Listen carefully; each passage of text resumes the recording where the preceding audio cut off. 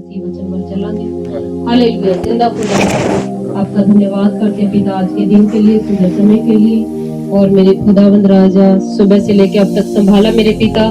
प्रार्थना आराधना में हमारी मदद सहायता की मेरे खुदा। मैं दिल की गहराइयों से आपका धन्यवाद करती हूँ मेरे पिता परमेश्वर। और जो प्रभु जी अब आपका पवित्र कलाम पढ़ने जा रहे मेरे पिता, जो भी आपके वचन की बातों को पढ़े सुने मेरे पिता, हमें समझ आए मेरे पिता, और तेरे मार्गों पर चले मेरे पिता परमेश्वर। और आज का वचन मेरे पिता हमारे हृदय की फटियों पर लिखा जाए, और कोई भी अंधकार की ताकतें प्रभु जी आज के वचन को चुरा न सके, बल्कि इस वचन के द्वारा हम 100 गुना फल पाए और आपके नाम को ऊंचा करें। प्रभु जी हमें ऐसी स्वर्ग की बुद्धि दे कि आपकी बातों को समझे और आपके मार्गों पर आगे बढ़े और आपके अद्भुत कामों को हम देख सके मेरे पिता परमेश्वर। आपका वचन भी कहता है कि अगर किसी को बुद्धि की घटी है तो वो मुझसे मांगे, मैं बिना उलाड़ने के बड़ी उदारता से उसको दूंगा। मेरे खुदा सचमुच हमें बुद्धि की घटिया हमें और बुद्धि दे, ताकि हम और आगे बढ़ सके और आपके बातों को समझ सके, और मेरे खुदा आपके नाम को महिमा दे सके। और जिस मकसद के लिए प्रभु जी आपने हमें चुना है, वो आपकी मर्जी हमारे जीवनों में पूरी हो मेरे पिता परमेश्वर। तेरी दया को, तेरी कृपा को मैं सभी के लिए मांगती हूँ मेरे पिता परमेश्वर, और सबको आपके पवित्र हाथों में सौंपती हूँ। सबके प्रभु जी आत्मिक कानों को खोले मेरे पिता परमेश्वर, और मेरे पिता स्वर्ग की बुद्धि से ब्लेस करें, ताकि सब तेरी बातों को समझे और तेरे मार्गों पर मेरे खुदा आगे बढ़े। जैसे मेरे खुदा तेरे दास ने मेरे पिता अलीशा ने अपने चेले के लिए प्रभु जी प्रार्थना की कि उसकी आत्मिक आंखें खुले, और जब उसकी आंखें खुली तो उसे स्वर्गदूत नजर आने लगे मेरे पिता परमेश्वर। वैसे ही आज मैं मेरे पिता परमेश्वर तेरे लोगों के लिए आत्मिक कानों को खोलने के लिए प्रार्थना करती हूँ मेरे पिता।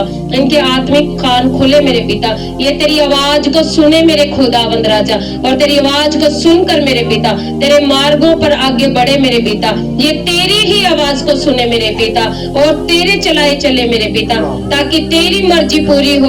और जिस मकसद के लिए प्रभु जी आपने अपने बेटे बेटियों को चुना है मेरे पिता, वो मकसद इनकी लाइफ में पूरा हो। ये आपके अद्भुत कामों को देखे मेरे पिता और आपके नाम की बड़ाई करे। ये प्रार्थना प्रभु यीशु मसीह नासरी के नाम से स्वर्ग के पिता से मांगते हैं। आमीन आमीन। Hallelujah hallelujah. हालेलुया।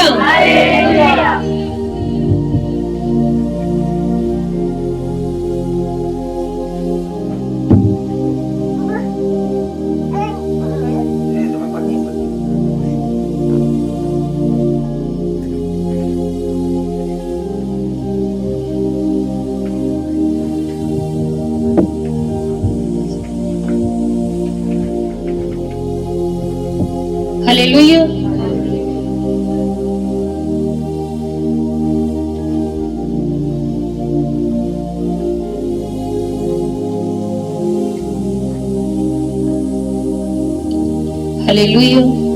परमेश्वर ने हमें चुना छुटकारा देने के लिए, और छुटकारा देकर हमें उस लेवल के लिए तैयार करना जो वो चाहता है।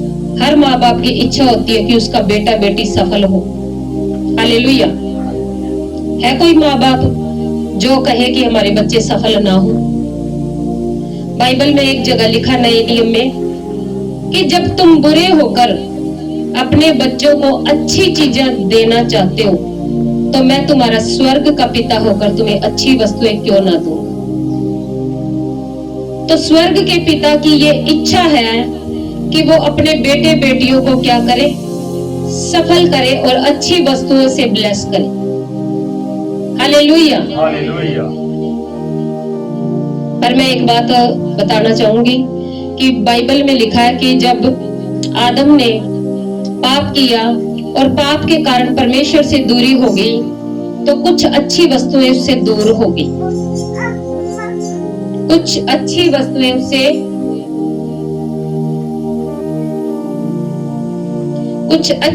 उससे दूर हो गई, क्योंकि जब परमेश्वर ने आदम को बनाया और बनाने वाला अपने उस बनाए हुए के लिए अच्छी प्लानिंग करता है कि मैं उसे सब कुछ क्या दूं? अच्छा दूं। और आदम के लिए सब कुछ अच्छा उसने तैयार किया, आदम की वाटिका तैयार की, और उसमें उसके लिए कुछ भी ऐसी कोई चीज नहीं थी जिसमें उसके लिए कुछ भी अच्छा ना हो। हालेलुया। और जब उसने सब कुछ आदम के लिए अच्छा बनाया, अच्छी प्लानिंग की, तो आदम ने एक ऐसा काम कर दिया जिसके कारण वो सारी अच्छी वस्तुएं उससे क्या हो गई, दूर हो गई। परमेश्वर ने एक हुक्म दिया कि तूने भले और बुरे के वृक्ष के फल को नहीं खाना, जो कि आदम की वाटिका में लगा हुआ था। और जब आदम ने वही काम किया तो सब अच्छी वस्तुएं उससे क्या हो गई, सब अच्छी वस्तुएं उससे क्या हो गई, दूर। किस कारण? परमेश्वर की आज्ञा ना मानने के कारण अच्छी वस्तुएं क्या हो गई, दूर हो गई। और ऐसा नहीं कि आदम काम नहीं करता था, काम करता था। बाद में जब अलग हुआ तब भी काम किया। परमेश्वर ने उसे संभाला और उसे गाइडेंस दी कि किस तरीके से तू धरती पर रहेगा। पर एक काम जरूर होगा कि जो तूने अनाज्ञाकारी की है, जो आज्ञा नहीं मानी, उसके कारण जो बोझ तुझ पर आएगा, तू अब खून पसीने की कमाई को खाएगा। पहले इतनी मेहनत करने की जरूरत नहीं थी आज्ञाकारी के कारण, पर अनाज्ञाकारी के कारण तुझे बहुत ज्यादा क्या करनी पड़ेगी, मेहनत करनी पड़ेगी, और फिर तेरी जरूरतें पूरी होगी। और आदम जब परमेश्वर से दूर हुआ, पर परमेश्वर ने उसे छोड़ा नहीं और परमेश्वर की वो गाइडेंस में चला, तो परमेश्वर ने धरती पर उसे संभाला।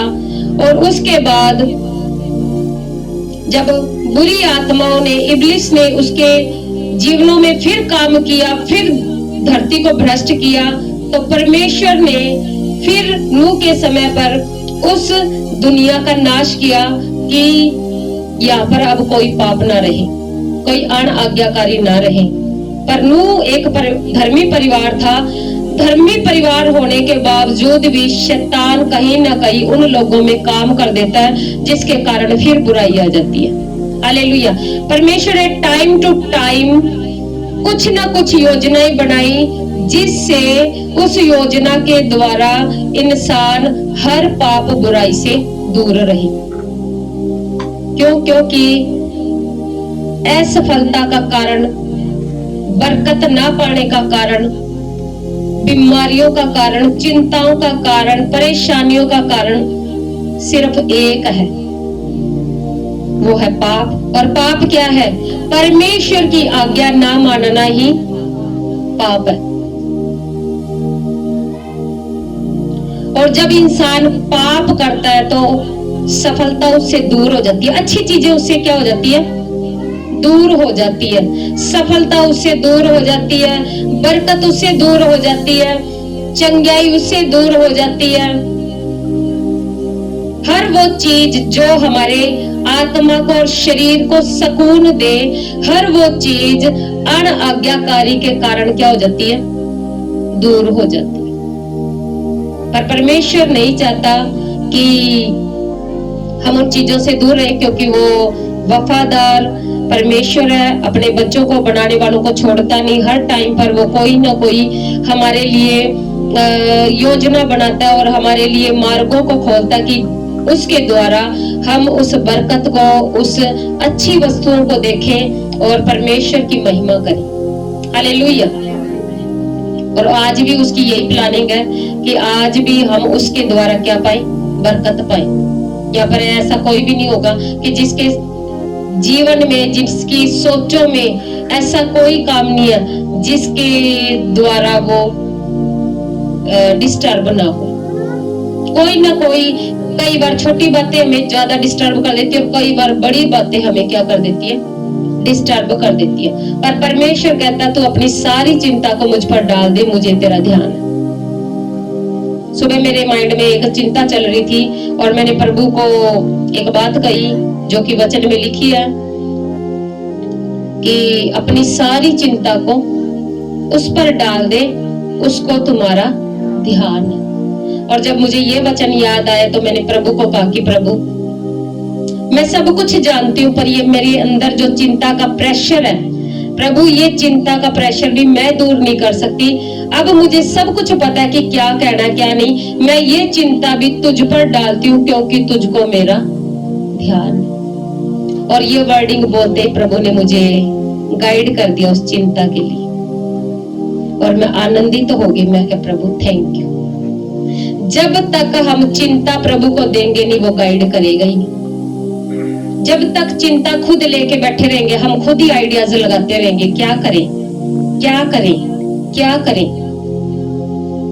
और इंसान संपूर्ण तो है नहीं कि सारा ज्ञान उसे है और अपनी हर चिंता का क्या कर ले, हल कर ले। संपूर्ण कौन है?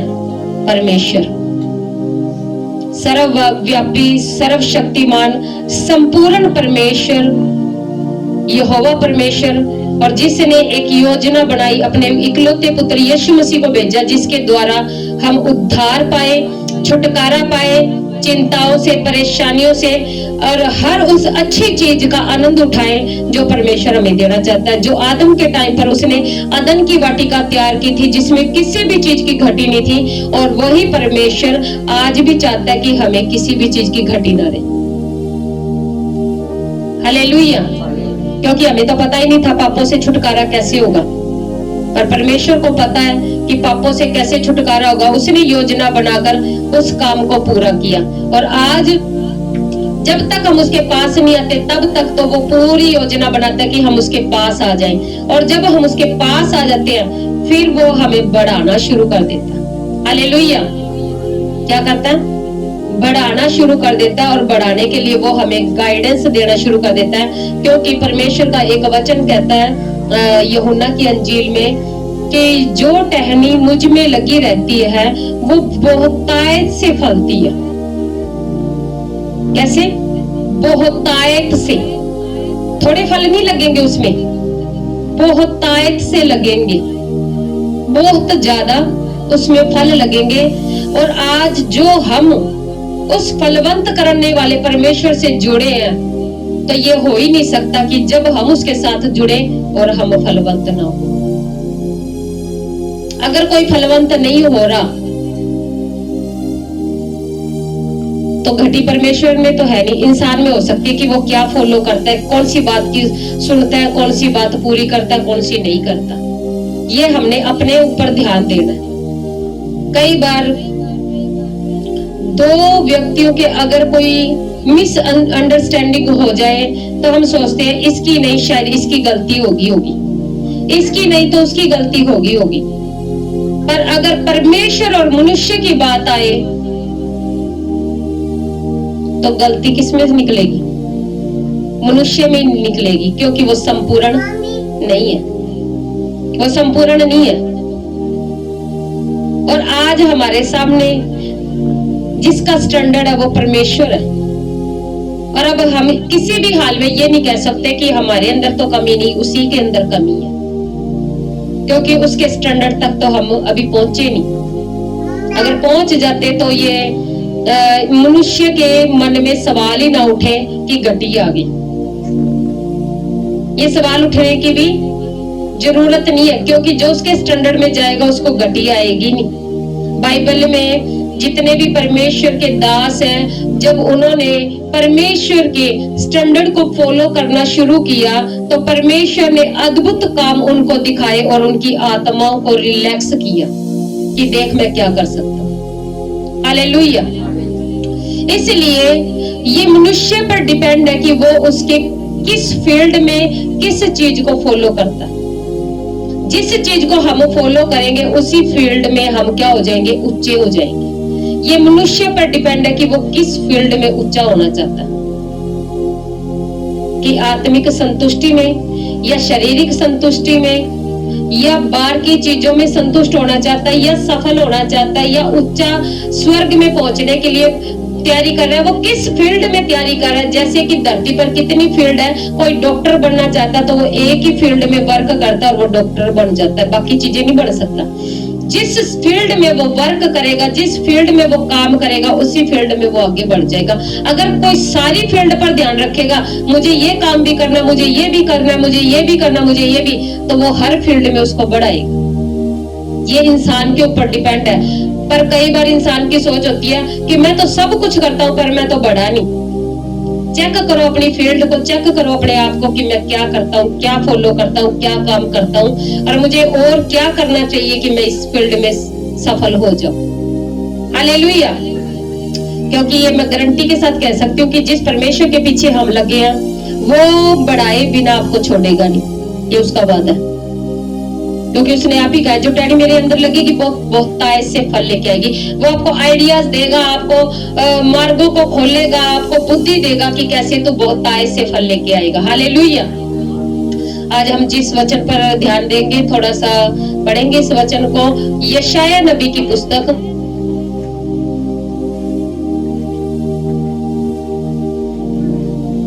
इस वचन को हमने पढ़ा था, पर आज जो थोड़ा प्रभु ने और थोड़ा डीपली सिखाया उसके ऊपर हम ध्यान देंगे कि कैसे परमेश्वर हमको बढ़ाना चाहता। हालेलुया। हाँ जी, यशाया नबी की पुस्तक 54 अध्याय 54 अध्याय और उसकी सेकंड आयत को हम दोबारा देखेंगे। हालेलुया। अपने तंबू का स्थान चौड़ा कर और तेरे डेरे के पट लंबे किए जाएं, हाथ मत रोक, रस्सियों को लंबी और खूंटों को दृढ़ कर। हालेलुया। ये किसका वचन है? परमेश्वर का वचन है कि वो क्या कहता कि तू अपने तंबू का स्थान चौड़ा कर और तेरे डेरे के पट लंबे किए जाएंगे, हाथ मत रोक, रस्सियों को लंबी और खूंटों को दृढ़ कर। है कोई अपनी इच्छा से अपने मार्गों को सुधार सके और अपने आप को ऊंचा कर सके? विदाउट परमेश्वर की बुद्धि के हम ऊंचे नहीं हो सकते। हालेलुया। जितना ज्यादा हमें लंबी दौड़ दौड़नी है, अगर हम परमेश्वर के तरीके से अपने कामों को करेंगे तो वो दौड़ पूरी भी होगी और उस दौड़ तक हम पहुंच भी जाएंगे जहां तक परमेश्वर हमें पहुंचाना चाहता है। और कई बार हम सोचते हैं कि हम तो बस इतना ही बढ़ना चाहते हैं, पर परमेश्वर कहता है मैं तेरी सोच से बढ़कर तेरी लाइफ में काम करना चाहता हूँ। जितना हम सोचेंगे कि प्रभु बस मुझे तो इतना ही बढ़ा दे और हमें कुछ नहीं चाहिए, पर परमेश्वर कहता मैं तेरी सोच से बढ़कर काम करूंगा। तो इस वचन को हम समझेंगे कि किस तरीके से परमेश्वर ने हमें इस वचन को सिखाया है। परमेश्वर का दास था मूसा, और मूसा की जो जर्नी थी इजराइल से लेकर कहां तक थी? मिस्र तक। इजराइल से लेके मिस्र तक थी, और जितनी उसने उस जर्नी को, अपनी यात्रा को पूरा किया और जो जो परमेश्वर ने ठहराया उसके लिए कामों को, उन कामों को जब उसने पूरा किया तो परमेश्वर ने उसको पूरे मिस्र पर कंट्रोल दे दिया।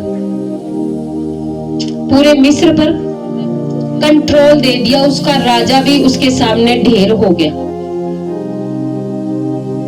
उसका राजा भी मूसा के सामने ही हुआ था, वो ढेर उसके सामने खड़े होने के योग्य भी रहा। और लाखों की इजरायली सेना के ऊपर, लाखों की भीड़ के ऊपर परमेश्वर ने मूसा को क्या ठहराया? अगवा। और मूसा वो व्यक्ति था जो एक टाइम पर मिस्र से भागा, एक मिस्री की हत्या करके, और उसे लगा कि अब मेरा कुछ नहीं बनेगा, मैं तो एक हत्यारा हूं।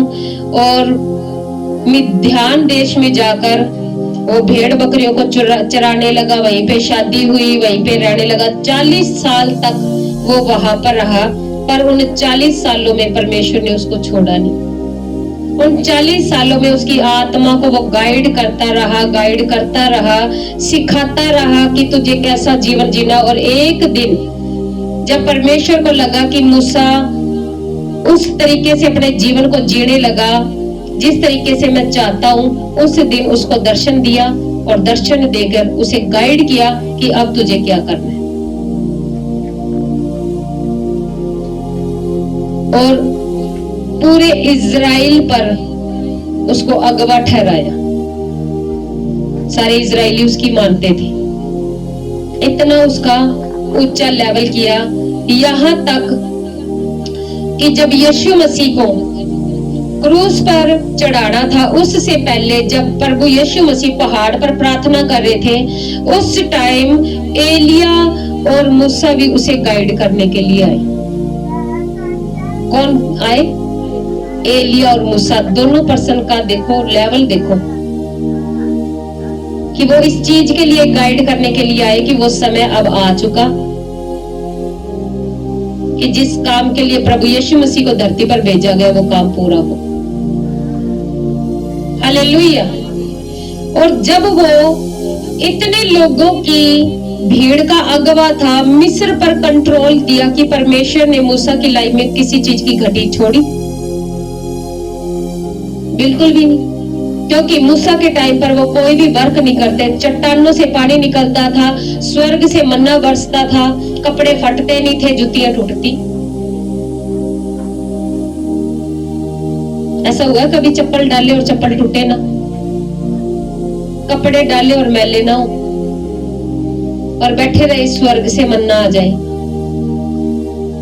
सूखी चट्टानों से पत्थरों से पानी निकल के आ जाए और कुछ करना भी ना पड़े। हालेलुया। पर जब परमेश्वर की गाइडेंस में जो व्यक्ति चलता है उसके लिए ऐसे ही अद्भुत काम होते हैं। हालेलुया। जो लोग परमेश्वर की गाइडेंस में चलेंगे उनके लिए ऐसे ही बड़े काम होंगे। पर ये इंसान के ऊपर डिपेंड है कि वो मूसा की जैसी बुलाहट थी, उस बुलाहट के अकॉर्डिंग अपने आप को वैसे ही तैयार करता है कि जैसे परमेश्वर का दास मूसा परमेश्वर की परमिशन के बिना कोई काम नहीं करता था। आज के बाद मैं भी अपना जीवन डेडिकेट करता हूँ, अपने संपूर्ण मन से परमेश्वर को अपने आप को सौंपता हूँ कि आज के बाद प्रभु मैं तेरी मर्जी के बिना अपने जीवन का कोई भी स्टेप नहीं उठाऊंगा। हालेलुया। वो बढ़ाने वाला परमेश्वर है। जब मूसा को उसने बुलाया तो उसको छोड़ा नहीं बल्कि उसे बढ़ाया। हालेलुया। और हर व्यक्ति जो उसकी गाइडेंस में चलता परमेश्वर उसको छोड़ता नहीं। जितना ज्यादा हमें लंबा दौड़ना कि मुझे बहुत लंबे लेवल तक बढ़ना है तो परमेश्वर कहता फिर तू मेरी आज्ञाओं को क्या कर, पूरा कर। कल जब हम मीटिंग कर रहे थे तो परमेश्वर ने एक मुझे गाइडेंस दी और मैं चाहती हूँ कि वो गाइडेंस सिर्फ हमारे तक नहीं सब तक पहुंचे। और उस गाइडेंस में प्रभु ने मुझे बताया कि जितना ज्यादा तुम दूर तक फैलना चाहते हो, जितना ज्यादा दूर तक, तो उतनी ही दूर तक मेरे वचन को फैलाओ। जितना ज्यादा तुम ज्यादा बढ़ना चाहते हो उतनी दूर ही मेरे वचन को, क्योंकि परमेश्वर पूरे वर्ल्ड से प्यार करता है। जहां जहां हम उसके वचन को लेके जाएंगे, वो जैसे उसने अपने दास के साथ वादा किया था, अब्राहम से किया था, यहोशू से किया था कि जहां जहां तू जाएगा बाबा मैं तेरे साथ रहूंगा। और अब्राहम को कहा था ये सब जमीन जहां तक तेरी निगाह जाती है उसको देख ले, वो सब तेरी हो जाएगी। जहां तू पैर रखेगा वो तेरा हो जाएगा। पर ये बातें कहने से थोड़ी हो जाती है। अगर उन लोगों के साथ परमेश्वर ने अपने दासों के साथ वादा किया कि तू देख, जहां तक तू देखता वो सारा कुछ तेरा है, जहां तू पैर रखेगा वो जमीन तेरी हो जाएगी, तो ये सिर्फ परमेश्वर का वादा ही नहीं था, उस वादे के साथ आज्ञाएं भी थी। अगर अब्राहम को परमेश्वर ने ब्लेसिंग दी तो अब्राहम से आज्ञाकारी भी करवाई। अगर यहोशू से वादा था तो यहोशू को अपनी गाइडेंस में चलाया भी। जो व्यक्ति परमेश्वर से कुछ लेना चाहता है और आगे बढ़ना चाहता है तो फिर परमेश्वर के वादे के साथ साथ उसकी एक आज्ञाकारी भी है कि हम उसके कामों को करें। और जब वादे की तरफ हम ध्यान देते हैं तो परमेश्वर कहता फिर मेरी आज्ञा की तरफ भी क्या दे, ध्यान दे। यूसुफ को जब कहा कि सपनों के द्वारा कि मैं तुझे तेरे भाइयों से, तेरे माता पिता सबसे ऊंचा करूंगा और वो सब तेरे आगे झुकेंगे, तो क्या जब ये वादा किया गया उस वादे के साथ जो यूसुफ को कोई गाइडेंस नहीं मिली कि तुझे क्या क्या करनी है? जहां पर भी गया, अगर वो गुलामी में गया तो कोई कुड़कुड़ाहट नहीं। परमेश्वर कहता कोई बात नहीं, मैं तेरे। अगर पोतीपर के घर पे गया, गुलाम था, बाइबल कहती है कि जिस काम को हाथ लगाता था उसी में परमेश्वर उसको क्या देता था? बरकत देता था। और उस बरकत को देखकर उसका मालिक कहता, ये लड़का जिस काम को हाथ लगाता है उसमें बरकत आ जाती है, क्यों ना मैं अपना सारा कारोबार इसके हाथ में सौंप दूं। और सारा बिजनेस जब इसके हाथ में सौंपूंगा तो सारा बिजनेस क्या हो जाएगा? बढ़ जाएगा। तो क्या परमेश्वर ने उसे छोड़ा? चाहे वो गुलामी में था, चाहे वो नौकर था, पर परमेश्वर ने उसे छोड़ा नहीं। और पोतीपर के घर में पूरे बिजनेस का मालिक कौन था? यूसुफ। पर शैतान कुछ ना कुछ गड़बड़ करता है कि ये बंदा गलती करे और मैं इसके विरोध में काम करूं। पर यूसुफ ने कोई गलती नहीं की, फिर भी उसके विरोध में कुछ ना कुछ झूठे इल्जाम लगाए गए। अगर वो जेल में पहुंचाया गया तो जेल में भी वो वफादार और ईमानदार बना रहा, तो जेल के जेलर ने सारी जेल यूसुफ के हाथ में कर दी। यूसुफ जेलर नहीं था, कैदी था। पर जेलर क्या कहता? सारा कुछ तू संभालेगा। यानी कि यूसुफ ने परमेश्वर की आज्ञाकारी कर करके, उसकी गाइडेंस में चल चल कर, उसकी आवाज को सुन सुनकर अपने जीवन को इतना तैयार कर लिया कि चाहे मुझे गुलामी में भेज दो, चाहे जेल में भेज दो, अधिकार अब मेरे पास ही आएगा। अधिकार किसके पास आएगा? मेरे पास, मतलब आज्ञाकारी बंदे के पास। और जेल में भी अधिकार उसके पास आ गया, पोतीपर के घर में भी अधिकार उसके पास आ गया। और परमेश्वर ने दोनों जगहों पर उसको चेक किया, अधिकार लेना आ गया कि नहीं आ गया? आ गया। चलो अब किसका अधिकार दे दे? मिस्र का। घर का भी आ गया, छोटा लेवल घर, घर से बड़ा लेवल जेल। जेल में घर जितने लोग होते हैं, ज्यादा लोगों का अधिकार लेना भी आ गया। और ज्यादा लोगों का जब अधिकार लेना आ गया, परमेश्वर कहता हाँ ठीक चल रहा है, ठीक चल रहा है, अब इसको थोड़ा ज्यादा अधिकार दे दे। कितना ज्यादा? पूरे मिस्र का ही दे दो। और राजा ने कहा, फिरौन ने, कि राजा तो मैं ही रहूंगा, पर मेरे बाद तू इस मिस्र पर प्रधान तू ही ठहरेगा और तेरी आज्ञा के अनुसार सारा काम। हालेलुया। तो कितना जरूरी है कि हम उस खुदा की आवाज को सुनकर अपनी लाइफ को वैसा बनाए कि वो उस बुद्धि के साथ हमें अधिकार दे दे, हमें बढ़ाए, क्योंकि वो बढ़ाने के लिए बुद्धि देता। विदाउट बुद्धि कोई बढ़ नहीं सकता। बिना बुद्धि के, चाहे उसके पास धन का ढेर लगा हो, अगर उसके पास बुद्धि नहीं है तो वो धन एक दिन खत्म हो जाएगा, बढ़ेगा नहीं, खत्म हो जाएगा। पर जिसके पास बुद्धि है और धन थोड़ा है, बुद्धि उस धन को बढ़ा देगी, क्योंकि बुद्धि में परमेश्वर ऐसे आइडियाज डालेगा कि इसे कैसे बढ़ाना है, इसको कैसे मल्टीप्लाई करना है।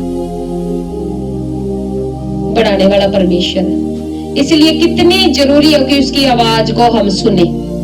जब हम खुदा की आवाज को नहीं सुनते, हम मल्टीप्लाई नहीं होते।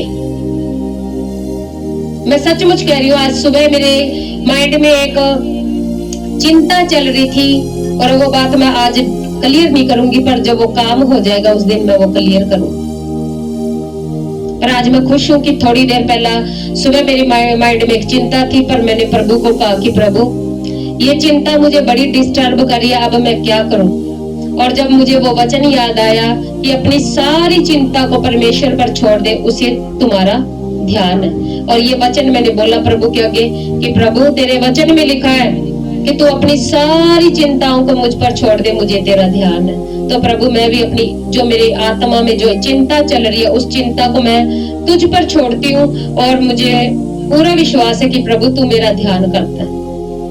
और ये वर्डिंग कह के अभी मैंने खत्म की इस बात को, और साथ के साथ आत्मा में एक गाइडेंस आ गई कि ये कर तू, और जब वो गाइडेंस आई और मेरी आत्मा रिलैक्स और आनंद से भरपूर। हमें नहीं पता कि हम चिंता में, चाहे हो सब कुछ हमारे पास, पर इस्तेमाल ना करना आए उस चीज को, तो बंदा कहेगा मेरे पास तो कुछ भी नहीं है।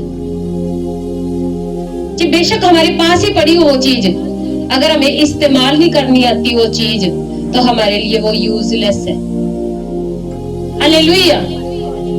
पर परमेश्वर बुद्धि देता है, गाइडेंस देता है कि कैसे तू मल्टीप्लाई होगा, कैसे तू ग्रो करेगा, कैसे तू बढ़ेगा। हालेलुया। और कल की जो गाइडेंस थी, वो गाइडेंस ये थी कि जितनी दूर तक हम उस खुदा के, परमेश्वर को और क्या चाहिए हमसे, क्या चाहिए उसे? बाइबल में लिखा है ये धरती मेरी है, धरती पर सारी चीजें मेरी है। क्या देके हम उसके खुश करेंगे? धन देकर?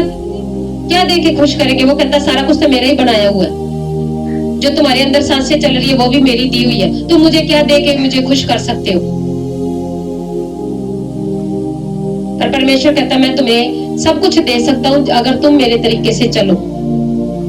और कल जो गाइडेंस दी कि जितनी दूर, क्योंकि वो हर एक इंसान से प्यार करता है, जितनी दूर तुम मेरे वचन को फैलाओगे, मेरे वचन को लेके जाओगे, मेरे सुसमाचार को लेके जाओगे, उतनी ही दूर तक मैं तुम्हें बढ़ा दूंगा। और कल हम बात कर रहे थे थोमा की, कि थोमा से धरती पर ही प्रभु ने वादा किया कि तू मेरे बराबर सिंहासन पर बैठेगा। प्रभु के जो 12 चेले थे, 12 चेलों के साथ प्रभु ने धरती पर ही वादा किया कि तुम मेरे साथ 12 सिंहासनों पर बैठोगे। और जब प्रभु ने वादा किया कि तुम 12 सिंहासनों पर बैठोगे, तो क्या परमेश्वर ने चेलों से काम नहीं करवाया? हाँ या नहीं? करवाया। धरती पर बिना काम करे सब कुछ मिल जाता? अगर धरती पर बिना काम करे कुछ नहीं मिलता, तो परमेश्वर के पास आए तो कुछ जो वो चाहता है वो कुछ करना पड़ेगा, और जब करेंगे तो फिर जो हम चाहते हैं वो ही खुद कर देगा। और थोमा के साथ वादा था कि थोमा वो व्यक्ति था जो जब प्रभु यीशु मसीह मुर्दों में से जिंदा हुए और सारे चेलों को जब दर्शन दिया और थोमा उस स्थान पर नहीं था, और जब चेलों ने थोमा को बताया कि प्रभु यीशु मसीह मुर्दों में से जिंदा हो गए और वो हमसे मिलने आए थे, हमारे बीच में थे, तो थोमा की एक वर्डिंग थी कि मैं तब तक विश्वास नहीं करूंगा जब तक मैं उसके हाथों में अपनी, उसके सुराख जो हुए हैं किलों के, उसमें उंगली ना दे दूं, और जो उसकी पसली में जो नेजा मारा गया था उसमें हाथ डालकर ना देख लूं, उसके पंजर में हाथ ना डाल लूं, मैं विश्वास नहीं करूंगा कि वो मुर्दों में से जिंदा हो गया। किस लेवल का चेला था ये? बस मुर्दों में से जिंदा होना नहीं देखा था, उससे पहले वाले 4 दिनों का मुर्दा लाजर देखा हुआ था, कोड़ियों को चंगे होते देखा था, बीमारों को चंगे होते देखा, विधवा का पुत्र जो अर्थी पर था, जो जा रही थी अर्थी, और उस टाइम प्रभु ने उसे छू के चंगा किया, वो काम देखा था। गलील के काना में पानी को दाखरस में बदलते हुए देखा। एक यीशु मसीह का मुर्दों में से जिंदा होना नहीं देखा, बाकी टोटली काम देखे। और वो व्यक्ति कहता मैं विश्वास नहीं करूंगा। और जब इस थोमा ने ये वर्डिंग बोली, क्योंकि परमेश्वर ने वादा किया था, इसलिए नहीं कि थोमा में कोई खास बात थी, इनकार करना खास बात है, इसलिए वो आया उसको बताने के लिए। उसने पहले ही वादा कर दिया था मरने से पहले कि तुम मेरे साथ 12 सिंहासनों पर बैठोगे। अब चेले बाद में चाहे कुछ मर्जी कहे, प्रभु कहता मुझे पता मैंने इनसे वादा किया। और जब वादा किया तो परमेश्वर प्रभु यीशु मसीह मुर्दों में से जिंदा होने के बाद थोमा को दर्शन देते हैं, और क्या कहते हैं कि थोमा अविश्वासी ना हो पर विश्वासी बन, मेरे हाथों में उंगल डाल के देख, और मेरी पसली में हाथ डालकर देख कि मैं मुर्दों में से जिंदा हो गया, क्योंकि आत्मा के हड्डी और मांस नहीं होता, पर मैं हड्डी और मांस के साथ जिंदा हुआ। अविश्वासी ना बन, क्या बन? विश्वासी बन। और जब ये थोमा ने देखा प्रभु को, खुद को देखा और उसको छुआ और सब कुछ काम हुआ, उसके विश्वास का लेवल फिर बढ़ गया और इतना बढ़ गया कि वो इंडिया तक पहुंच गया। इजराइल को छोड़कर, क्योंकि प्रभु ने एक आज्ञा भी दी थी, सिंहासन पर बैठोगे पर एक काम करना पड़ेगा, सारे जगत में जाकर जाति जाति के लोगों को मेरा सुसमाचार सुनाना पड़ेगा। फिर कहां पर बैठ जाओगे?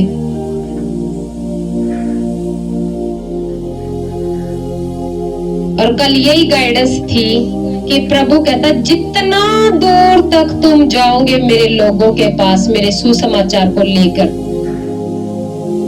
उतनी ही दूर मैं तुम्हें बढ़ा दूंगा, उतनी ही लंबी तुम्हारी हदें हो जाएंगी। और हम बढ़ना कैसे चाहते हैं? संसारिक तरीके से। कैसे? डे नाइट काम करेंगे, डे नाइट काम करेंगे, पैसा बचाएंगे और ऊंचे हो जाएंगे।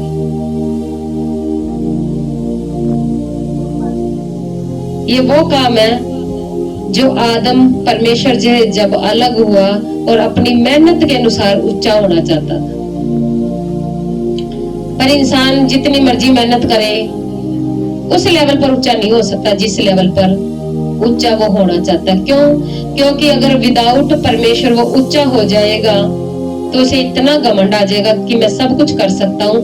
पर जब वो बिना परमेश्वर के जब ऊंचा होने के लिए तैयारियां करता है, कहीं ना कहीं दुष्ट उसके जीवन में आता है। कई लोग तो धन इकट्ठा करते हैं कि इस धन से हम कुछ करेंगे, पर अचानक बीमारी आ गई और धन क्या हो गया? अचानक समस्या आ गई, बीमारी नहीं तो कुछ और भी समस्याएं हैं, और समस्या आ गई, कोई नुकसान हो गया, चलो भाई पैसा बचाया, पैसा तो बचाया इसलिए कि बढ़ना था, पर पैसा तो कहीं और ही लग गया। पर परमेश्वर बढ़ाने वाला, जब उसके तरीके से आत्मा के काम करेंगे तो फिर वो दुष्ट आत्माओं को भी कंट्रोल कर लेगा, क्योंकि दुष्ट आत्माओं पर शैतान के ऊपर इंसान का अधिकार नहीं है, परमेश्वर का अधिकार है। और जो इंसान परमेश्वर की आज्ञाकारी में चलता है उसको वो अधिकार दे देता है, और जो इंसान परमेश्वर की आज्ञा से बाहर है उसके पास अधिकार नहीं। और जब कोई अधिकार नहीं तो वो चाहे कुछ मर्जी कर ले, दुष्ट आत्माओं के लिए उसके घर के उसके जीवन के द्वार खुले और वो उनको आके डिस्टर्ब करेगी। हालेलुया। इसलिए हमें उसकी आज्ञा में रहने की जरूरत है। जिस तरीके से वो हमें बढ़ाना चाहता है उस तरीके से जब हम बढ़ेंगे तो कोई भी दुष्ट आत्मा हमें बढ़ने से रोक नहीं सकेगी। हालेलुया।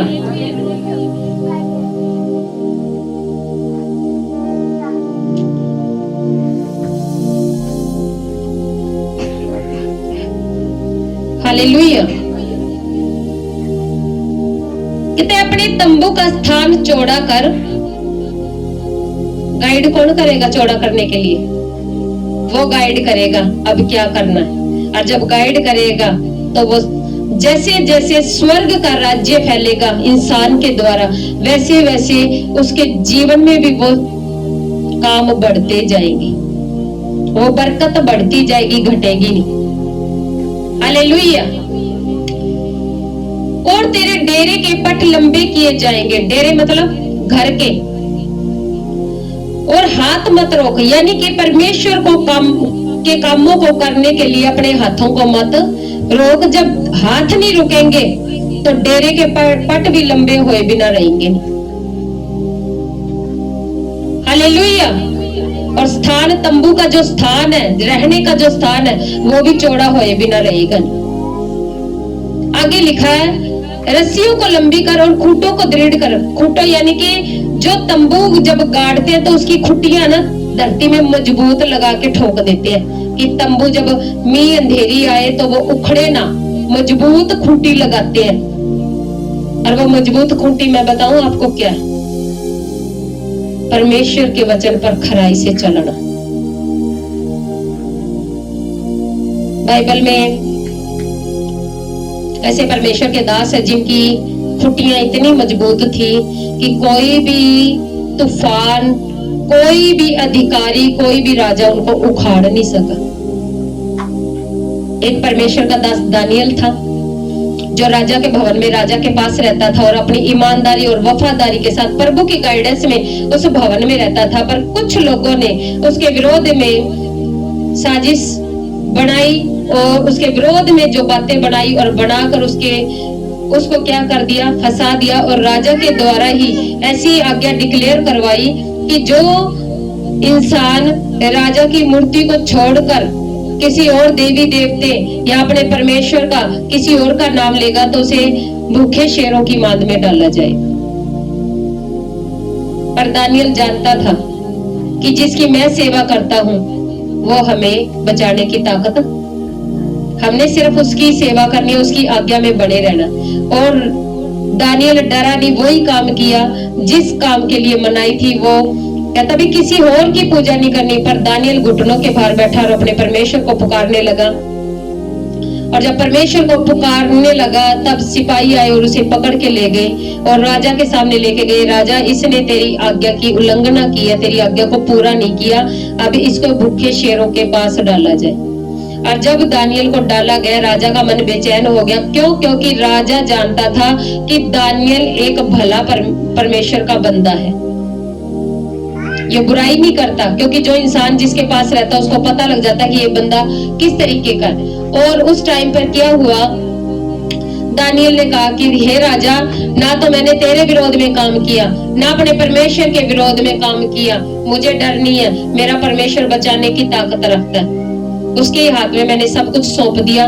और जब उसे शेरों की मांद में डाला गया और दानियल जब पुकारने लगा परमेश्वर को, तो परमेश्वर ने अपने एक दूत को भेजा। क्यों भेजा परमेश्वर ने दूत को?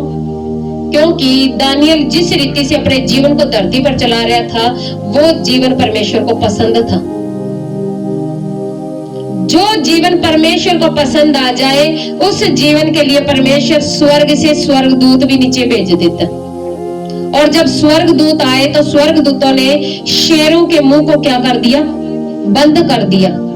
और जब सुबह हुई राजा आया और राजा ने दानियल से पूछा, हे दानियल, क्या तेरे परमेश्वर ने तुझे बचा लिया? तो दानियल ने कहा कि हे राजा, चिरंजीवी हो, भी तू बहुत लंबा जिए। और कहा कि हे राजा, मैंने तेरे विरोध में और मेरे परमेश्वर के विरोध में ऐसा कोई भी काम नहीं किया, इसलिए परमेश्वर ने रात को एक स्वर्गदूत भेजा और शेरों के मुंह को बंद कर दिया। और सारी रात शेर चुप करके बैठे रहे और मुझे कोई खरोच तक भी नहीं आई। उसकी खूंटी इतनी मजबूत थी कि कोई भी जिंदगी का तूफान उसे उखाड़। खूंटी कैसे मजबूत होएगी हमारी? वचन पर खराई से चलने से, ना कि अपने तरीके से। जब दिल किया वचन तोड़ दिया, जब दिल किया प्रभु कहता है ये काम ना कर, हम मिनट में ही कर देते, कहते कोई क्या फर्क पड़ता है? प्रभु को तो नहीं फर्क पड़ता, इंसान को ही फर्क पड़ेगा। समस्या के टाइम स्वर्गदूत अपने आप ऐसे नहीं आएंगे। वचन तो हम बहुत बार बोल देते, प्रभु दानियल के लिए तूने स्वर्ग भेजा, स्वर्ग से स्वर्गदूत भेजे, शेरों के मुंह बंद कर दिए, प्रभु आज हमारे लिए भी भेज दे। पर जब प्रभु ये सुनेगा कि भी डिमांड आई है स्वर्गदूत भेजने की, फिर उस बंदे की लाइफ को दानियल के साथ कंपेयर किया जाएगा। क्या किया जाएगा? तुलना की जाएगी कि जैसे दानियल मेरी आज्ञाकारी करता था, क्या तू भी करता है? और अगर करता तो स्वर्गदूत भेज देते, अगर नहीं करता तो फिर स्वर्गदूत नहीं आएगा। और फिर कई बार इंसान कहता रहता, प्रभु तेरे वचन में तो लिखा तूने भेजा था, पर आया क्यों नहीं? वो इसलिए नहीं आया क्योंकि हमने अपनी खूंटी को मजबूत नहीं किया और उखाड़ने वाला उखाड़ के चला गया। खूंटी कैसे मजबूत होएगी? वचन पर खराई से चलने से, कि जान जाए तो जाए पर प्रभु की अनाज्ञाकारी। दानियल को पता था अगर मैं दुआ प्रार्थना में दोबारा बैठ गया तो मुझे मेरी जान को खतरा है, भूखे शेरों के पास जाके उनका भोजन बनना पड़ेगा। पर दानियल कहता जान जाए तो जाए पर मैं परमेश्वर का इनकार नहीं करूंगा। और जब इनकार नहीं किया और वही काम किया जो उसके परमेश्वर को पसंद है, तो फिर स्वर्गदूत उतर आया। कई बार परमेश्वर प्रार्थनाओं को सुन लेता, पर कई बार वो हमारे जीवन को भी चेक करता। जीवन को वो चेक करेगा, मजबूत है कि नहीं है, क्या हवा में उड़ जाएगा, रेत पर ही घर बनाया हुआ है, मी अंधेरी आएगी और ढह जाएगा घर। क्योंकि परमेश्वर नहीं चाहता कि हम रेत पर घर बना के रहें, वो चाहता है कि हमारी खुटियां मजबूत हो और कोई हमें उखाड़ ना सके।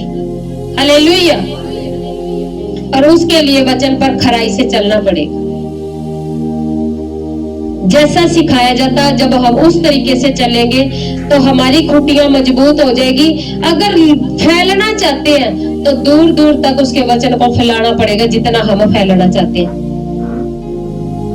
हम वैसे तो कह देते हैं प्रभु मैं बढ़ना चाहता हूं, विदाउट परमेश्वर के कामों को किए बिना कैसे बढ़ेंगे। वो कहता तू मेरा काम कर और मैं तेरा। परमेश्वर को धरती पर इंसानों को बचाने के लिए इंसान की जरूरत है, और जो इंसान उसके काम के लिए इस्तेमाल हो जाता है उसे वो ऊंचा उठाए बिना रहेगा नहीं, उसे वो बढ़ाए बिना रहेगा नहीं। क्योंकि अगर परमेश्वर ही सारा काम करे तो वो तो 1 मिनट भी नहीं लगेगी, उसे बनाया ही उसका हुआ। नूह के टाइम पर जल प्रलय की और सारा कुछ नाश कर दिया, उसको देर लगी? बिल्कुल भी देर नहीं लगी। क्या किया? आकाश के झरोखे खोल दिए और धरती की जमीन के अंदर से भी फट के जमीन, नीचे से भी पानी के उछाड़े निकलने लगी, ऊपर से भी पानी, नीचे से भी पानी। कहां जाएगा इंसान? अगर वो बदलना चाहे तो 1 मिनट भी नहीं लगेगा, और अगर वो नाश करना चाहे तो भी 1 मिनट। भूचाल आए, बंदा कह सकता है भूचाल क्यों आया? धरती को हिलाने वाला कौन है? प्रकाशित वाक्य पढ़ो, हर चीज परमेश्वर के कंट्रोल में है।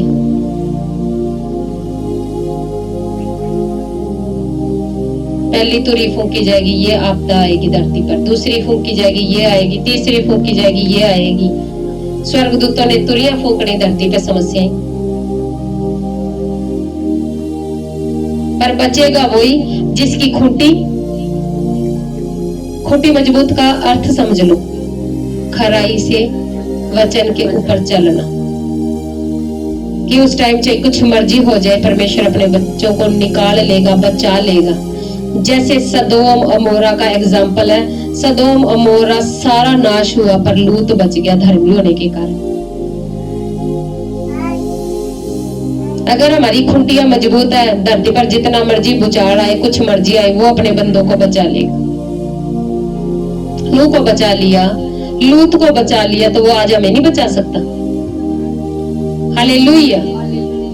इसलिए अगर फैलना है, बढ़ना है, तो उसके सुसमाचार को दूर दूर तक लेके जाओ, क्योंकि जितनी दूर तुम जाकर उसके लोगों को बचाओगे, उस परमेश्वर के बारे में बताओगे, परमेश्वर उतना ही आपसे खुश होएगा, और जितना खुश होएगा उतना ही वो आपको बढ़ा देगा कि इतनी दूर मेरा बंदा मेहनत करके आया मेरे लोगों को बचाने के लिए, जिनको मैं चाहता हूं। हालेलुया। तो जब हम उसके तरीके से उसके कामों को करेंगे तो वो कभी भी हमें घटी नहीं आने देगा। हालेलुया।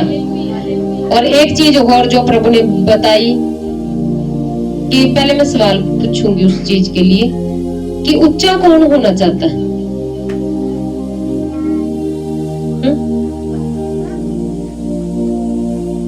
है ना? उसके लिए एक वचन है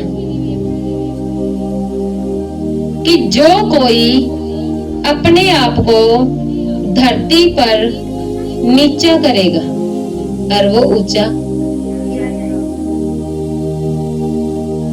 एक जगह लिखा हुआ कि अगर तू किसी प्रोग्राम में जाए तो ऊंचे स्थान पर जाके ना बैठे जाना। कभी वो उस घर का मालिक आए और उसे कहे भाई यहाँ पर तो किसी और ने बैठना, तू उठा के वहां पर जाके बैठ जा, तब तेरी बेइज्जती होएगी क्या तेरा आदर होएगा? पर जब तू कहीं पर जाए तो पहले नीचे स्थान पर बैठ। अगर तू योग्य होगा उस ऊंचे स्थान के लिए तो वो घर का मालिक आएगा और आदर के साथ कहेगा यहाँ ना बैठो, उठ के इस ऊंचे स्थान पर बैठ जाओ, तब तेरा आदर होगा। अगर पहले ही तू ऊंचे स्थान पर बैठ जाए और कोई आके कहे ये तेरे लिए नहीं, तू नीचे बैठ, ये किसी और के लिए, तो परमेश्वर का वचन कहता है जो कोई अपने आप को ऊंचा, कहां पर? स्वर्ग में, धरती पर भी। जो अपने आप को नीचा नम्र करेगा, नीचा होना मतलब ऐसे नहीं कि धरती पे ही बैठे रहना, नीचे होने का मतलब अपने स्वभाव में नरमाई, नम्रता। जो जितना अपने आप को नम्र बनाएगा उसको उतना ही ऊंचा मैं उठाता। लोगों के सामने एक मैं उसको एक मिसाल बनाऊंगा कि ये देख मेरा कितना नम्र बंदा। जैसे कि मूसा था नम्र, इजरायली कुड़कुड़ाते थे पर मूसा जवाब नहीं देता था। मूसा सीधा परमेश्वर के पास जाता था कि प्रभु अब मैं क्या करूं? प्रभु कहता कोई बात नहीं। मूसा बढ़ता गया, इजरायली कुड़कुड़ाते गए, मूसा बढ़ता ही गया।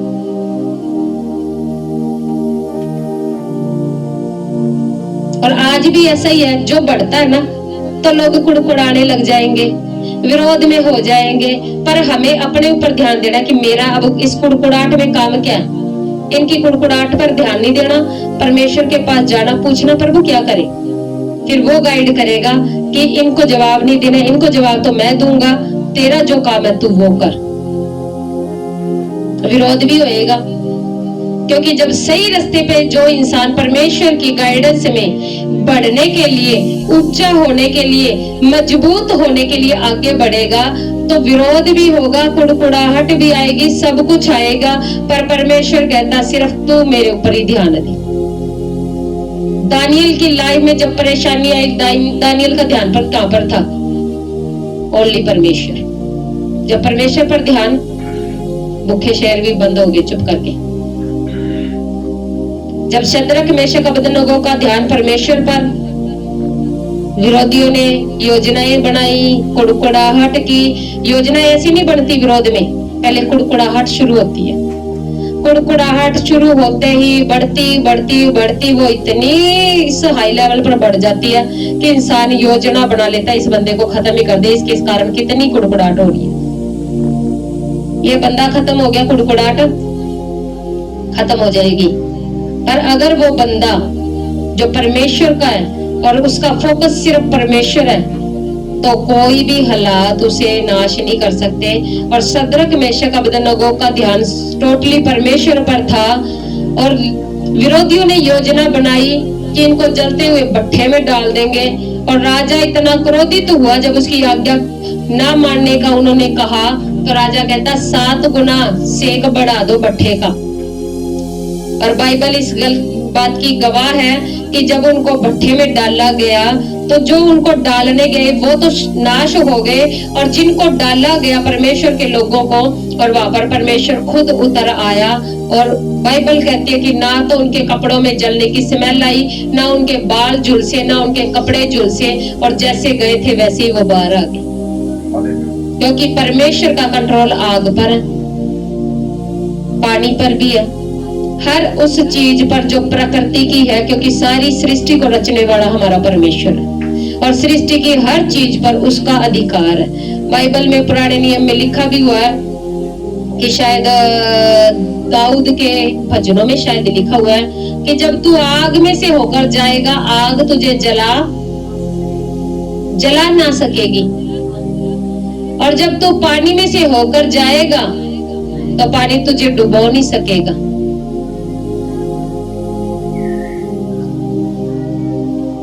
और अगर घोर अंधकार की वादियों में से जाएगा तो मौत तुझे नहीं आएगी। घोर अंधकार, अंधकार मतलब दुष्ट आत्माओं का डेरा। अगर तू घोर अंधकार में से भी जाएगा, बहुत ज्यादा अंधकार में से भी जाएगा, तो भी तुझे मौत नहीं आएगी। ऐसा वादा करने वाला हमारा परमेश्वर। पर हमारा काम है कि उसकी आज्ञाओं को क्या करें, फॉलो करें। अगर लंबा जाना, लेके जाओ उसके सुसमाचार को, ताकि हमारे साथ साथ वो बहन भाई भी बच जाए जिनकी परमेश्वर इच्छा करता है, जो उसके पास अभी आए नहीं। अगर मजबूत होना है तो खराई से उसके वचन को पकड़ लो कि आज के बाद मैंने कोई भी पाप, कोई भी बुराई नहीं करनी और अपने परमेश्वर की महिमा करनी है। क्योंकि परमेश्वर का वचन कहता है जो मेरी महिमा करेगा मैं उनकी महिमा करवाऊंगा। जो महिमा ही नहीं करते वो कहते काम तो हो जाए पर महिमा करने के लिए टाइम नहीं। तो प्रभु कहता अगर तुम्हारे पास टाइम नहीं तो फिर परमेश्वर के पास टाइम कहाँ है? परमेश्वर के पास भी टाइम उन्हीं लोगों के लिए है जो लोग उसकी महिमा करते हैं, दिन रात उसके नाम की दुहाई देते हैं। पुकारने वालों की सुनेगा का बिना पुकारने वालों की सुनेगा? पुकारने वालों को वो जवाब देता है। तो जो उसकी महिमा करने के लिए बैठ जाते हैं तो प्रभु उनकी सुनता है, और जो उनके पास बैठते ही नहीं तो उनकी कहां से सुनेगा। हालेलुया। और ऊंचा होना है तो अपने स्वभाव में क्या लेके आना पड़ेगा? नरमाई लेके आना। सारा उसने बता दिया कि कैसे लंबे जा सकते हैं, आगे बढ़ सकते हैं, कैसे ऊंचे हो सकते हैं, कैसे मजबूत हो सकते हैं। अब ये इंसान पर है कि वो उसकी आज्ञाओं को क्या करे, पूरा करे। क्योंकि उसका वादा है कि तू अपने, और ये वादा किन लोगों के साथ है? जो लोग उसके नाम के पास आ चुके और उसकी आज्ञाओं को पूरा करते हैं, उनको गाइड करता है परमेश्वर कि अपने तंबू का स्थान अब क्या कर तू। किनको कहता है? जो लोग उसके पास आ चुके उनको गाइड करता है। क्योंकि प्रभु को पता अब ये मेरे पास आए, मेरी आज्ञाओं में चलेंगे, तो अब इनको मैं क्या करूंगा, इनको ब्लेस करूंगा, इनको बढ़ाऊंगा। कहता अपने तंबू का स्थान चौड़ा कर और तेरे डेरे के पट लंबे किए जाएंगे, हाथ को मत रोक। रस्सियों को लंबी और खूंटों को दृढ़ कर, क्योंकि तू दाहिने बाएं फैलेगी और तेरा वंश जाति जाति का अधिकारी होगा और उजड़े हुए नगरों को फिर से बसाएगा। हमारे साथ ही बाचा नहीं, हमारे बाद जितनी भी पीढ़ियां आएगी, जितने भी वंश बढ़ेंगे, उन सब के साथ परमेश्वर की वाचा है कि तेरा वंश जाति जाति का अधिकारी होगा। हर जाति का क्या होगा? अधिकारी। यानी कि वो जातियां तेरे अधिकार में, तेरे अंडर रहेंगी और उजड़े हुए नगरों को फिर से बसाएगा। जो नगर उजड़ गए हैं, जो जहां पर कुछ नजर नहीं आता, परमेश्वर अपने लोगों को इस्तेमाल करके वहां पर काम करता है। जैसे अब्राहम को इस्तेमाल किया। अब्राहम के टाइम पर जब उनका धन बढ़ गया बहुत आय से और उनके चरवाहों में झगड़े होने लगे, लूत के, उसके भतीजे के और खुद की चरवाहों में जब लड़ाई झगड़े होने लगे, तो परमेश्वर ने अब्राहम को गाइड किया कि भी इस झगड़े से तुम्हारा प्यार घट जाएगा, इसलिए अलग अलग हो जाओ।